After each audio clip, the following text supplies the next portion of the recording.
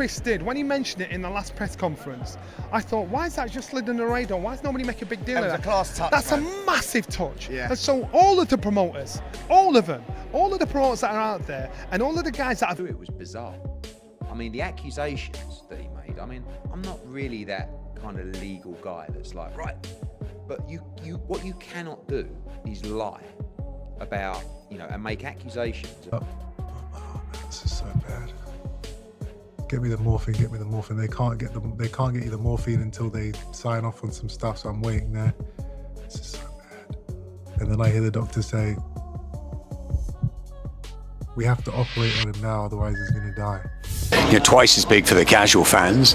Do we condone it? I mean, in boxing terms, should that happen at a head-to-head? Of course not, but these things do happen. This is the fight business, and it's just made it even bigger, and we wait to see what happens. Johnny Nelson breaks silence on Conor Benn's brutal attack on Eubank Jr., and the tone says it all. Even Nelson, a man never short of words, seems stunned by the chaos surrounding this incident. When someone like Johnny calls for an inquiry, you know it's serious. Benn's actions weren't just reckless, they disrespected the sport itself.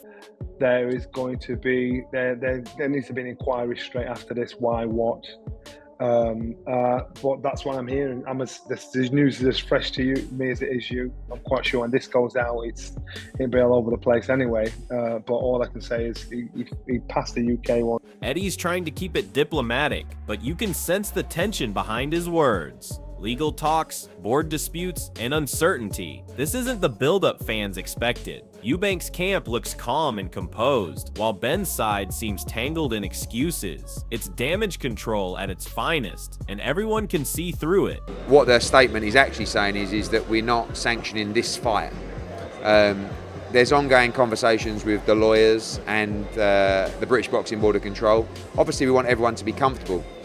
Conor Benn, Chris Eubank Jr. are aware of all the information. But things only get more personal from here. Eubank Jr. isn't holding back, and rightly so. This isn't just a clash of fists, it's a battle of respect. Benn's move to involve lawyers plays into Eubank's narrative. This is more about ego than sport. Chris is showing mental toughness, and that will resonate with the fans. Said something he didn't like in a press conference. What a wetbag. You guys are now seeing him for what he really is. When things don't go his way, now he's trying to get lawyers involved because he got embarrassed and exposed in a press conference. That's the type of people you're dealing with. Chris Sarr's words cut deep. This isn't just business, it's personal. For the Eubank camp, pride and family honor are on the line. It's proof that Chris Jr. isn't fighting alone. The heart behind him is every bit as fierce as his own. I'm saying to myself, people don't know, but my son is touch and go. You know how many times I welled up? You know how many times I trembled? Coldwell hits the nail on the head. Benn crossed a line. This wasn't competitive heat, it was a dangerous breach of respect. Boxing thrives on mental games, but once it turns physical outside the ring, the sport itself gets dragged into the mud. I'm not surprised. Does that cross the line, do you think? Yeah, it does. Listen, the presser was good. It was a great presser, back and forth, poking each other, but not too far. But once you get physical and you touch a man's face. Hearn's frustration is clear. Benn's actions have muddied the waters for what should have been a defining moment for British boxing. Meanwhile, Eubank Jr. stays focused, letting his opponent's chaos work to his advantage. That mental edge can't be underestimated. No, I didn't like what I heard from up there from him. I thought he was just trying to be too clever. And for us, like, I want to build a fight, and I want everybody to get excited. But at the same time, for Conor Benn, I just saw a guy that was like, can I go back to camp now? I don't want to talk to this idiot. I just want to train and try and get it right this time.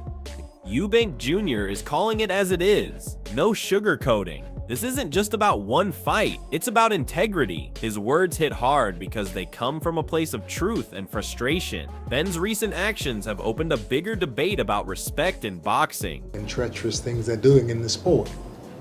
No one speaks up. Everyone's too afraid. Oh, I don't want to ruffle any feathers. I don't want to lose out on a fight, or I don't want to mess up my money. I don't care. I don't need to be here. So if you do something wrong, I'm going to expose you. Bellew pulls no punches here, and his critique cuts deep. While Benn may have some raw skills, Eubank Jr.'s style is about more than just technical boxing. It's about heart, strategy, and adaptability. Bellew's words underline Eubank's biggest challenge, proving that his heart and ring IQ outweigh Benn's raw aggression. This fight isn't just a battle of skill, it's a battle of belief. Eubank Jr. is ready to prove that belief is stronger. Conor is a far better fighter than Chris Eubank Jr. is a boxer. Technically, yeah. And that's the problem that Chris Eubank Jr. is having. He's got this thing in his mind, he's a masterful boxer. No, you're not. No. I'm sorry, no, you're not. Bellew captures exactly what this clash has become, a spectacle that transcends sport. This isn't just another fight on the cards. It's a storm of personal vendettas, pride, and public drama. For Eubank Jr., it's a stage to silence critics and prove dominance. For Benn, it's a shot at redemption. But Bellew makes it clear, the drama has elevated this bout into something historic, something that British boxing will remember forever. It's just wrong, but I think this fight's just gone took another toll. It's absolutely grabbed the public interest now to another level, isn't it? This is quite simply the biggest fight this country's ever seen. Mackenzie doesn't mince words, and neither should we. This isn't just about discipline, it's about credibility. For Eubank Jr., this is confirmation that Benn's camp is under scrutiny, and rightly so. The sport demands accountability. Mackenzie's blunt stance shows how much respect matters in boxing. For Eubank Jr., it's not only about winning in the ring, it's about winning the moral high ground, and Benn's reputation now hangs in the balance. He's done. Now, the fact that he's given back his licence to the British Boxing Board of Control, who in my opinion are the best governing body in the world, bar none, it's kind of like a proof of admission, certainly. And for him to do what he's done, you know, they're talking about contamination, right? So if you've done it once, then you got caught out, then you do it again. It can't be contamination, can it? Because he's been caught twice for doing the same thing. So if it was me, take his licence away.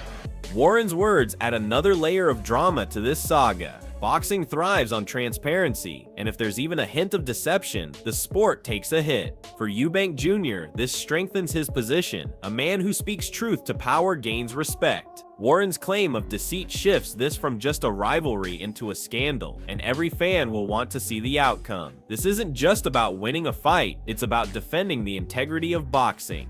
They absolutely get caught out lying, out and out lying and conning the public. Documents signed by them, which as I say are subject to litigation.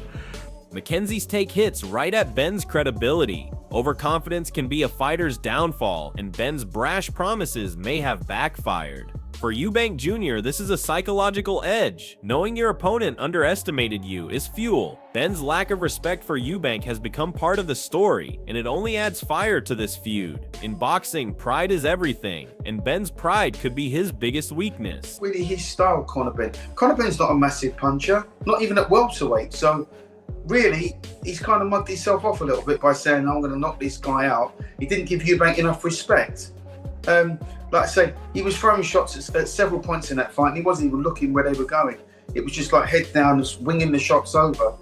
Davies sheds light on a side of this saga most fans don't see, the legal battles lurking in the background. Benn's camp scrambling for legal representation doesn't just speak to a fight outside the ring, it speaks to a wider strategy. For Eubank Jr., this only strengthens his position. He's staying focused on preparation, while Benn fights his battles elsewhere. This isn't a clean sporting rivalry anymore. It's a war of narratives, reputations, and legal maneuvering. And every word, every move, shapes how the public sees them.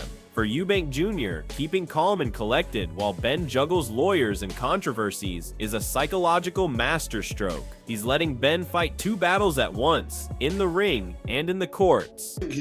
He's already had lawyers for his scenario, for his situation. They've represented him. I did read briefly earlier that he did have representation from a legal firm. Benn's statement is telling, it's raw and unfiltered, but it also reeks of deflection. He's trying to frame this as a personal feud, but in reality, it's deeper than personal dislike. It's a fight about respect, legacy, and pride. For Eubank Jr., Benn's words only add fuel to the fire. Chris has always thrived under pressure, and Benn's admission of dislike gives Eubank Jr. another mental edge. This isn't just about boxing skills, it's a clash of wills. And in that arena, Eubank Jr. has shown time and again that he thrives where Benn hesitates. You know what it is? I don't think, I mean, you could say like father, like son, but I just don't feel like he's my cup of tea. Like, I don't, like... Oh, you just don't like him? I don't like him. No, I don't like him. But I don't have to like him. Right. You know what I mean? Why do I... Nelson delivers a nuanced view that hits at the heart of this rivalry. Sure, Benn may improve for a rematch, but the question is whether that improvement is enough. Eubank Jr. has consistently shown adaptability, heart, and ring IQ, qualities Benn hasn't convincingly matched. Nelson hints that Benn's pride might be his Achilles heel, even if Benn comes back hungrier. Eubank Jr. has proven he can handle adversity, and he thrives on proving doubters wrong. This fight isn't just about physical strength, it's a mental war, and Nelson's insight reminds us why Eubank Jr. remains the favorite going in. Do you think Conor Benn will be better in the second fight? Yes. Does that mean that you think that by him being better and there's no more left from Chris Eubank, that Conor Benn's able to bridge the gap and get an outcome in his second fight? Without a doubt. You do? He couldn't have done any more. If he could have knocked out Conor in that fight, he would have done. He just couldn't get rid of him. And Conor stuck it. So regardless of him being surprised that Conor stuck it out a lot more, Barry Jones makes a powerful point. This rivalry isn't just about skill, it's about endurance and willpower. Both men have given everything before, but Eubank Jr. has consistently shown the ability to rise stronger after brutal encounters. Benn, meanwhile, risks underestimating the mental toll this second bout will bring. Eubank thrives in adversity. Benn must prove he's more than just talk. That mental edge might just decide this rematch. Fans should expect another intense, unforgiving night, one that will demand more than just skill. It will demand heart, and that's where Eubank Jr. has always shined. So this fight can only harm him, because that was a hard fight, the first one. This one will be another hard fight, whoever wins, unless there's a real freak occurrence, unless someone gets caught with a shot really early, then it's going to be a hard night, which you still have to make Eubank the favourite again, like I did the first time. I mean, so This saga has become far more than a fight. It's a war of pride, reputation, and legacy. For Chris Eubank Jr., victory means cementing his place as one of Britain's most fearless warriors, proving that mental strength and discipline triumph over chaos. For Conor Benn, it's about redemption, but he must overcome more than just Eubank's power. He must silence doubt, prove his respect for the sport, and prove he can handle pressure without crossing the line. The question now isn't just who will win, but who wants it more. Eubank Jr. thrives under scrutiny, and Benn thrives on proving critics wrong. But is that enough? This isn't just a rematch, it's a defining moment for both men. So, who do you believe will claim victory? The composed precision of Eubank Jr. or the desperate fire of Benn? Drop your thoughts below.